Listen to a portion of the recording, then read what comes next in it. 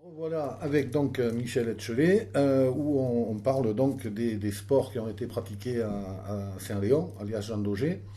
On a évoqué dans un épisode précédent la période de l'athlétisme, quoi, hein, la grande époque de l'athlétisme à Saint-Léon. Et là, on va parler d'un sport qu'on peut difficilement oublier ici, c'est la pelote basque. Hein, Michel, qu'est-ce que tu pourrais nous dire sur ce qui s'est pratiqué à Saint-Léon concernant la pelote basque? Alors, le fronton du stade Saint-Laurent a été construit en 1948, Mhm. D'accord. de façon minimaliste d'abord, avec le grand fronton bien sûr et le fronton de retour, sans gradin, comme l'atteste l'archive présentée. Puis en 1952, quand la petite tribune du Ouais. stade de jeu a été construite, Mhm. en vis-à-vis a été construit le gradin de gauche. D'accord. Et 3 ans après, le gradin de droite. Sur ce fronton, les plus grands y ont joué. Les premiers, Jean Hurruti, bien sûr, de Saint-Palais, associé à Félix Boudon de Cambo. Félix Boudon, qui au passage était champion de France de rugby en 43 et finaliste en 44. Puis Ouais. après, il est arrivé la période Una Soubiscaï. Les Mhm. trois frères ont régné pendant une décennie sur notamment le Yoko Garbi. Ils ont gagné de façon consécutive 100 parties de Yoko Garbi, tout en étant également en même temps des grands champions de robots. Puis il est arrivé la période Polo Rena Escapit Duald, eux aussi Mhm. qui ont dominé pendant une dizaine d'années, c'était dans les années 70. Puis arrive la génération 1980 avec en figure de proue Fanfan Prat, surnommé par son mentor M. Gavel Fanfan la victoire. À lui tout seul, il a 40 titres champion de France, depuis minime jusqu'à senior, en plusieurs catégories. Ne pas oublier, en grosse pala, Jean-Pierre Millet, Michel Laborde, Armand Cordobès et Roland Dufour. Devancé en 1974 par Alain Iturbide, alors champion du monde. La section pelote de l'aviron mayonnais est florissante. Les titres pleuvent avec Michel Garbizu et Patrick Lassarté en charret, sacré champion du monde en 1982. Manu Martiarena et Jean-Pierre Arcotte. En robot, 10 titres de champion de France consécutifs, avec Antoine Motalin, Fanfan Prat bien sûr, Michel Etcheverry, André Palua, Pierre Duhaut, etc., etc. Décennie 80, le Yoko aussi n'est pas dans le reste, avec de multiples titres de champion de France, souvent avec Fanfan Prat et Motalin, Crabé, Gassuan, les frères Cédès, Laclos, Kiki Guillemer et Jean-Michel Escapil. La décennie 90 est sur le même tempo, avec en Yoko comme en robot, Jean-François Duprat, Claude Turisque, Beignat Cédès, Jean-Michel Escapil.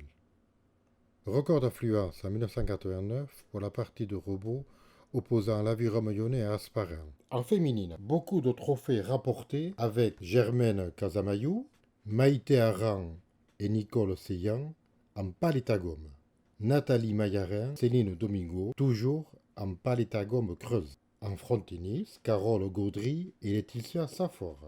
Dans la décennie 2000, se sont illustrés Sylvain et Hervé d'Arambide en grosse pala, Peyo Tchekopar en Yokugarbi, Joël Sistiag, champion du monde à Charret.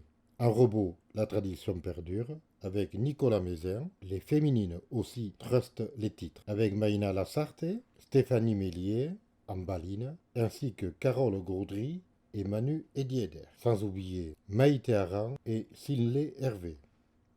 Et là, aujourd'hui, on peut dire qu'on est encore, je pourrais dire, sur l'époque aujourd'hui, par exemple, cette décennie, par rapport à ce qui a été. La décennie 2010 s'annonce prometteuse, avec le retour de quelques compétitions de la grande semaine et de bons résultats des jeunes de la section pelote de l'aviron mayonnais, malgré la terrible période subie lors de l'agrandissement du stade, commencé en 2006 et terminé en 2009. Si la section pelote de l'aviron mayonnais a très mal vécu cette noire période, avec un exode forcé de bon nombre de ses adhérents vers des clubs voisins, grâce au dévouement de ses dirigeants, la section pelote renaît de ses cendres, la formation étant sa priorité. Terminons ce reportage avec des images vidéo du fronton Saint-Léon en 1996, ainsi que 2 mini-interviews des 2 présidents emblématiques de la section pelote de l'Aviron Mayonnais.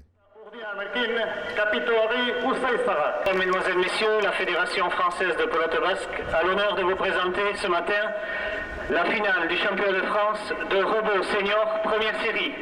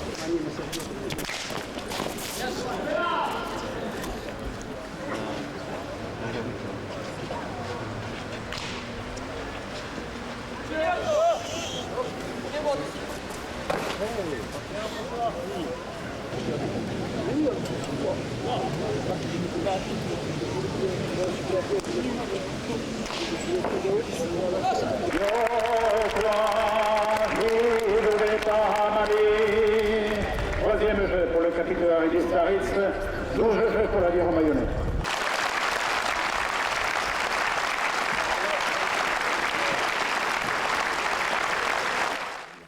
Mon plus gros souvenir, ça a été quand j'ai quitté l'école de pelote, que j'ai tenu pendant 40 ans. On m'a invité à l'Aviron, Jean Grenin qui était président alors. Et je suis arrivé là, il y avait tous les jours de pelote, tous, puis les amis, tout ça, des bouquets de fleurs, un vélo. Les joueurs s'étaient cotisés, 100 francs chacun pour m'acheter un vélo, c'est pas joli ça? Un joli vélo, alors je me suis mis à faire du vélo par l'année, ma femme un bouquet de fleurs, et tous ces types-là qui étaient, il y en avait des joueurs, hein, on était de quarantaine là. Et bien, il y avait mes fils, la famille, pour moi ça a été un de mes plus beaux souvenirs. Moi je ne comprenais pas que 40 ans d'école de pelote, ça commence à compter, mais quand on le fait avec plaisir, on s'en aperçoit. Il est même très important que l'Aviron Bayonnais est une section de pelote basque florissante, puisque c'est un club basque avant tout, et que souvent les joueurs de rugby et les autres pratiquants dans les diverses disciplines de l'Aviron sont originaires aussi du Pays basque et même de l'intérieur du Pays basque. C'est un sport qui est rentré dans la modernité, mais dans la modernité avec sa pureté, avec ses traditions, avec cette empreinte basque. Des amateurs de pelote existent dans toutes les sections de l'Aviron.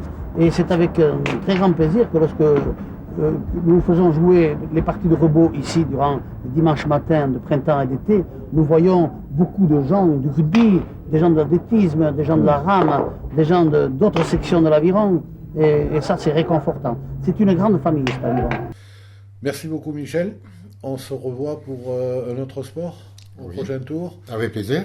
Merci à toutes et tous. Et n'hésitez pas à aller sur le site Les Bayonnades et regarder tous les précédents reportages qu'on a pu réaliser, notamment avec Michel. Allez, à très vite. Au revoir.